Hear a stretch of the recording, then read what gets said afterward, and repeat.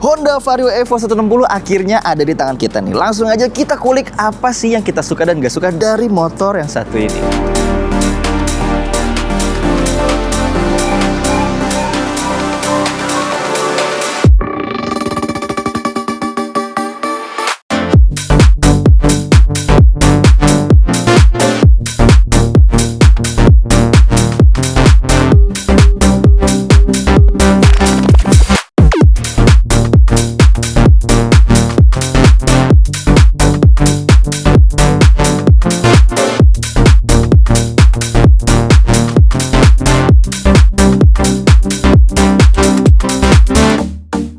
Hal pertama yang kita suka dari motor ini adalah tentu aja improvement dari segi desain nih. Dan kita ngeliat juga komentar teman-teman di sosial media, itu mungkin hampir sebagian besar tuh emang setuju kalau Vario 160 V2 atau Gen 2 ini tuh desainnya jauh bisa lebih diterima sama anak muda terutama ya, yang suka speedy sesuai dengan konsepnya si Vario 160 Evo ini, karena memang banyak improvement desain-desain yang lebih keren gitu.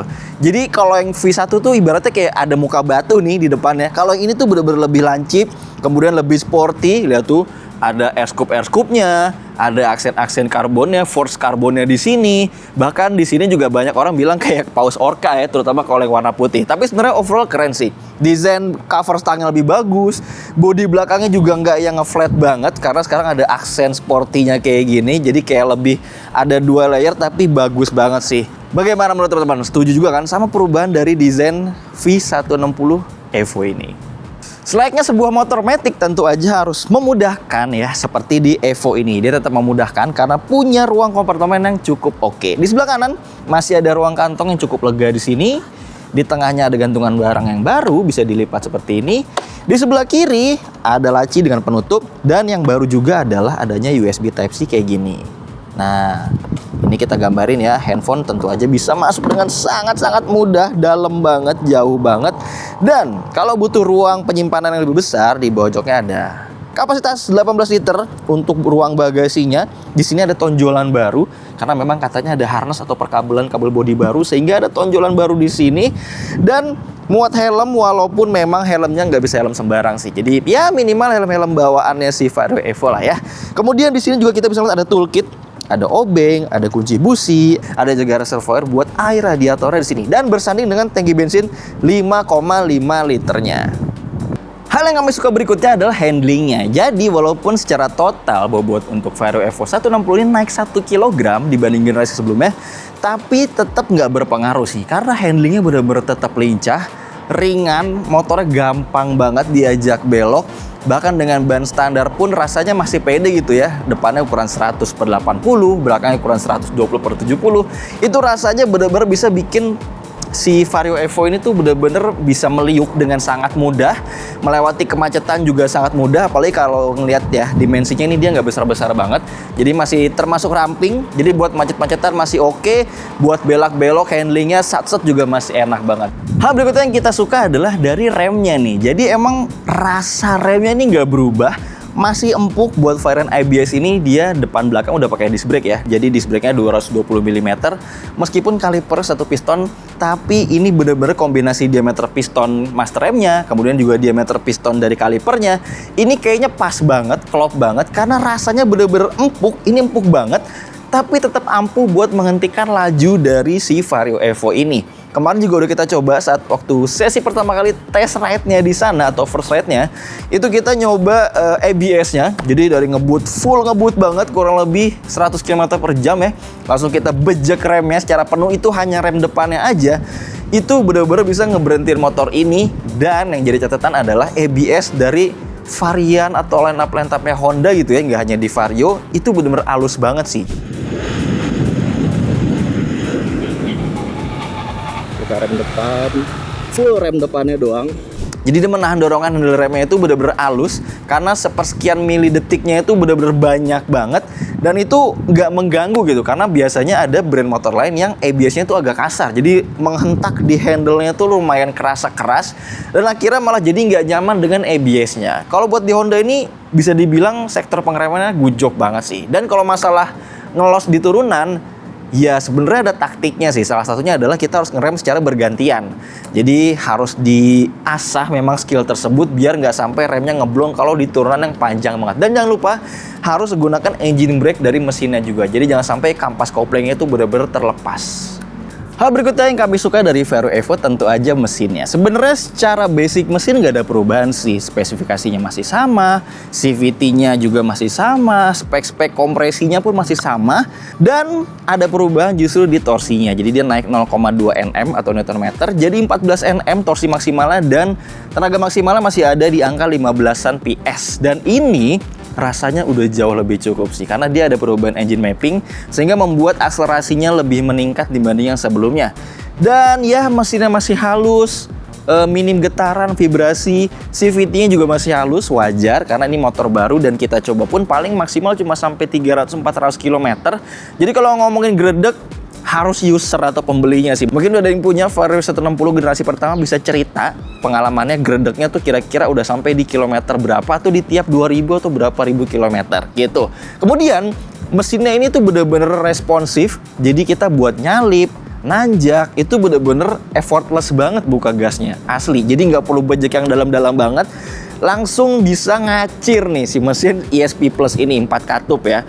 Cuma emang jadinya dia agak sensitif sih sama bahan bakar, karena memang karena ruang bakarnya besar, pistonnya juga diameternya cukup besar, sehingga kalau kita sering bejek-bejek pol, akhirnya untuk konsumsi bahan bakarnya akan kerasa lebih boros. Tapi ketika kita mungkin cara pakainya santai, itu mesinnya jadi benar-benar bisa efisien lagi. Apalagi ada juga fitur ISS atau idling stop system, jadi benar-benar bisa bikin efisiensi bahan bakarnya meningkat lagi. Dan dengan rasio kompresi 12 ini, ternyata motor ini tuh masih bisa sebenarnya diisi dengan Pertalite atau di RON 90. Karena kita nggak hanya mengacu pada rasio kompresinya aja, tapi juga dari timing pengapiannya. Jadi kalau kita pakai RON 90, motor ini akan membaca dan membuat timing pengapiannya atau waktu pengapiannya itu lebih mundur. Jadi bisa pakai RON 90 atau Pertalite. Cuman, memang tenaganya pasti akan lebih menurun, nggak akan seresponsif pakai RON 92. Dan ya mungkin akan agak sedikit kotor ya, jadi harus rajin-rajin servis.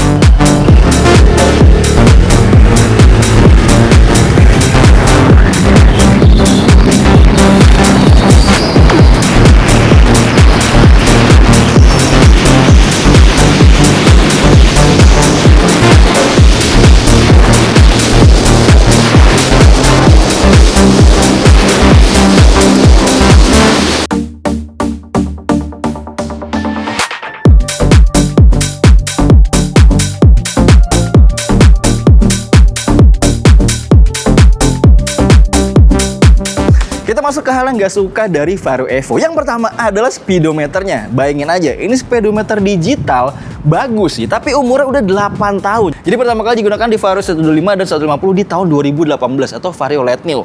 Dan masih gini-gini aja, walaupun memang sih secara tampilan, secara informasi ini udah cukup lengkap sebenarnya. Kita udah bisa ngeliat di sini ada fuel meter, ada speedometer, ada konsumsi bahan bakar secara real time dalam bar, ada jam digital, ada kapasitas baterai atau voltase aki yang bisa kita ganti menjadi total, odometer, trip A, trip B, average full consumption, dan balik lagi ke voltmeter. Dan di atasnya ada beberapa lampu indikator ya, kayak ada sein, ada lampu jauh dekat, ada check engine, ada overheat, ada idling stop system, ada volt aki, dan masih banyak lagi. Menurut kalian gimana nih? Speedometer ini masih dipertahanin aja?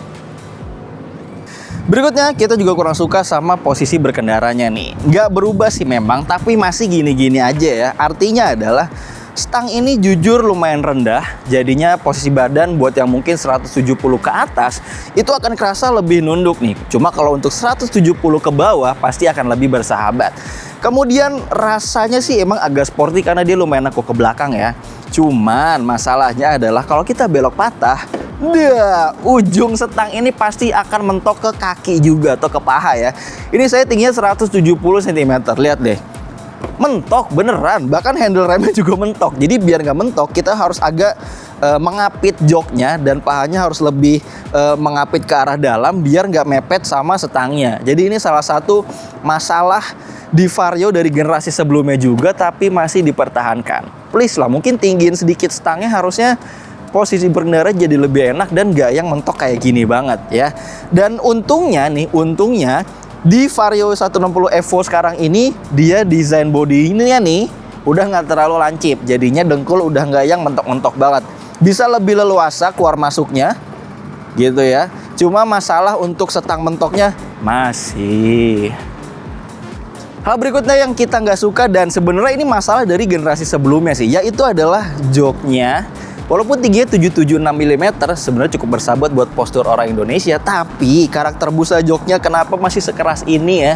Jujur buat jalanan Indonesia yang mana jalan alusnya tuh mungkin bisa dihitung jari gitu ya, terutama buat yang di luar kota besar, rasanya nggak akan nyaman sih. Rasa pantat pegel, panas tuh akan lebih kerasa di sini. Dan ini sebenarnya combo sih. Kenapa combo? Karena suspensi belakangnya juga keras. Asli.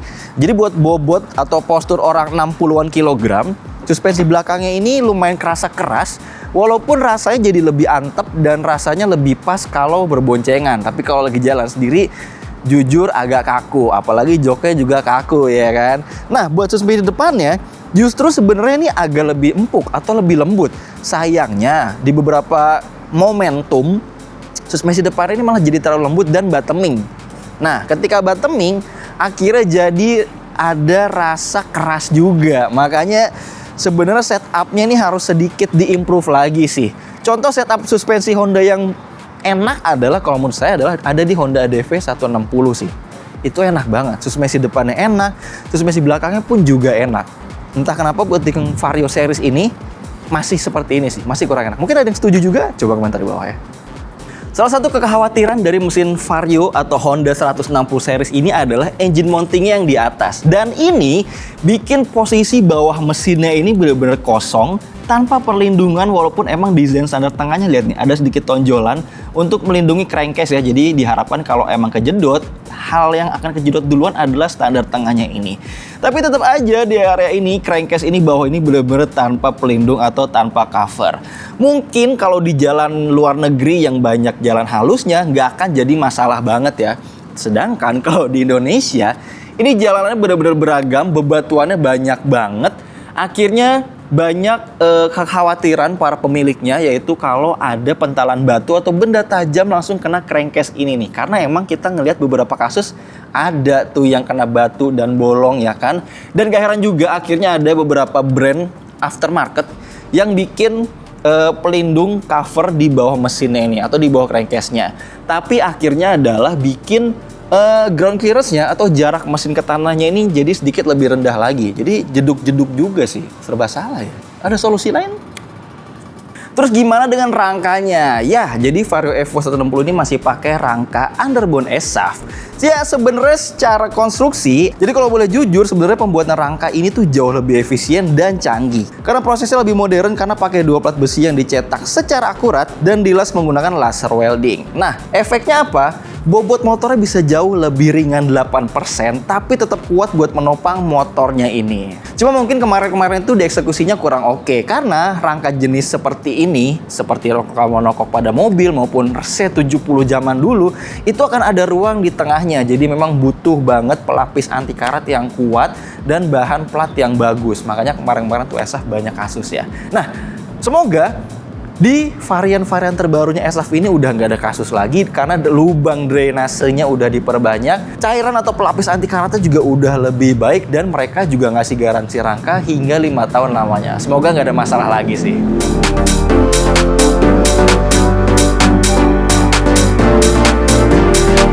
Jadi kurang lebih seperti itu hal yang kita suka dan kita nggak suka dari Vario Evo 160. Menurut kalian gimana soal motor ini? Harganya mulai dari 28 jutaan aja buat yang CBS dan CBS Nitro.